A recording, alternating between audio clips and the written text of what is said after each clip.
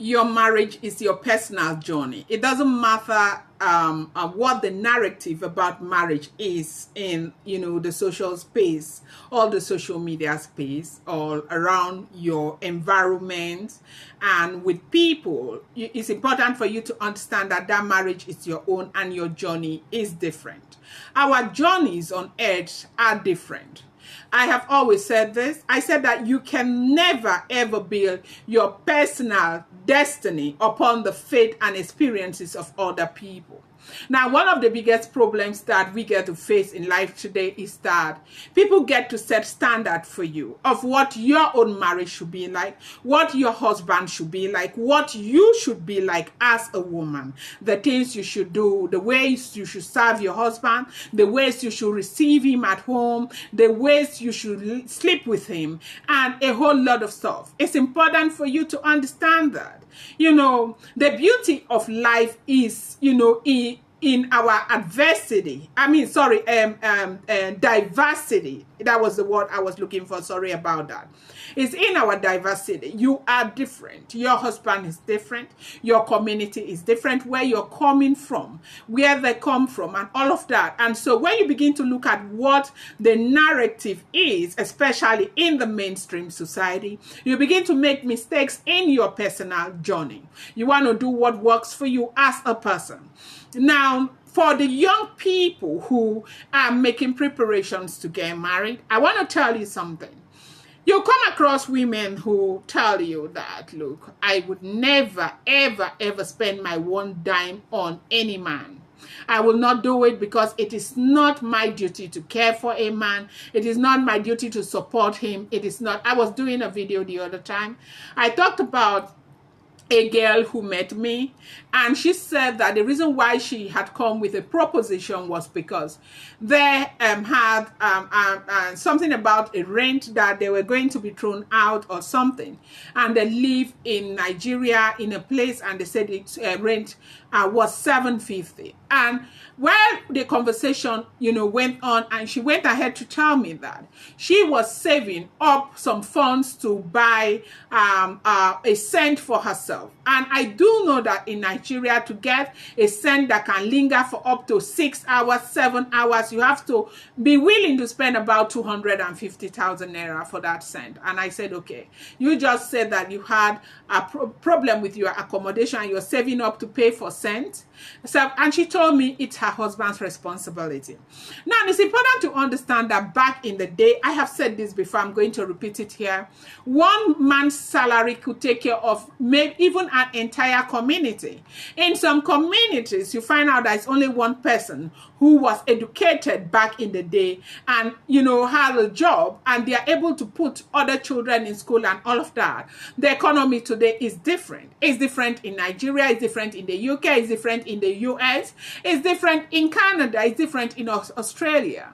If you want to sit back and you said that your husband is the one who is going to do everything for you, care for the kids, care for this their school fee, capital expenditures, and all of that, you might not be happy, because these men get really, really stressed out. And that is why we have problems with intimacy in our, various homes. A lot of people, Nigerian marriages, I want to tell you, okay, I will tell you this for free, that out of 100%, I could tell you that 70% of Nigerian couples just stay together, no intimacy, nothing, because the men are overworked, and in other cases, maybe the women are overworked. And when a woman is overworked or a man is overworked, you don't expect them to come back, and you expect them to be able to, do the other thing. The other side is always very difficult, okay, because of their mental state, okay?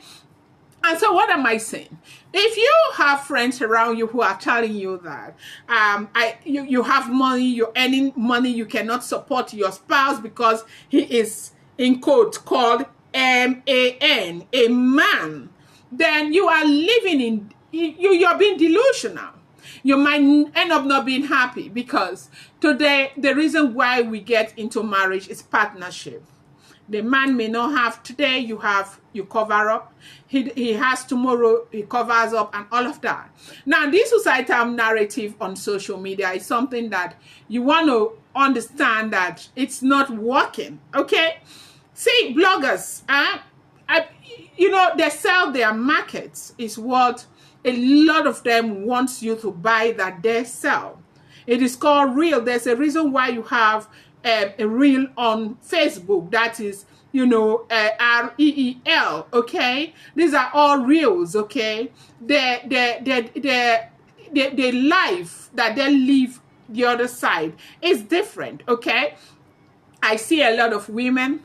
I canceled somebody, and it's important to understand that whatever information I bring here, it's information that I am allowed to share because they do know that I have this podcast, okay? And,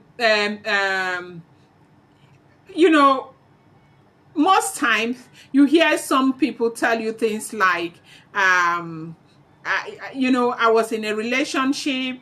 I gave the man a loan of 600,000, like that case. He promised he was going to give me within a month, and he did not give me. I got upset. I had to block him. It was an amazing relationship. I did that because my friends told me that he just came for my money. And after 3 months, he came and he gave me 1 million naira. And after that time, our relationship didn't go well again. The man decided to leave. Do what is in your mind. You cannot live your personal destiny upon the faith and experiences of other people. You're a human being. You must have a mind of your own. You don't sit back and allow people to tell you what to do and what not to do. You want to, hold yourself and know what is right for you. Girls who come out and tell you, I will never do this, I will never do that. Meanwhile, they use this money, they use their body, they use everything to beg. But you will be deceived. Your relationship is different. Your marriage is different. Your husband may not have the entire world today, okay? But the fact that you are happy with him is all that matters. Now, if you have ever stayed in a place like Canada, you find out that there are women who have been able to earn so much, women who are making up to 150,000 Canadian dollars a year, 220,000 Canadian dollars a year. I know of women who are making up to 400,000 Canadian dollars a year, but they still look miserable. They are married to their jobs, no man or no man whatsoever. Now, this money, you may be able to make it, or at some point your husband may be able to make it. But what you will never ever have again is that companionship, that relationship, that person who will always be there willing to protect you. And this is what you must fight for and stand for. I will tell you this, I would never come here to deceive you, to tell you that if you're in an abusive relationship, you should stay there. If you're in a relationship or you're engaged to an abusive man, you should stay there. I would never say that to you because I will not stay. Not for anything, I will not, okay? But one thing I can tell you is that you need to learn how to be patient. You need to learn how to want to run your own destiny on your own without looking at what other people are saying, okay? Your journey is your journey, and our journeys on earth are all different. This is, Hugs and Medleys, where we share, life, true life situations in marriage, and also encourage each other on how to build very happy and unique relationships. My name is Dr. Anosong Emmanuel Bukish. If you think that this has brought you any kind of value, kindly share, subscribe, give our videos a thumbs up. I appreciate you so much. Thank you. I love you.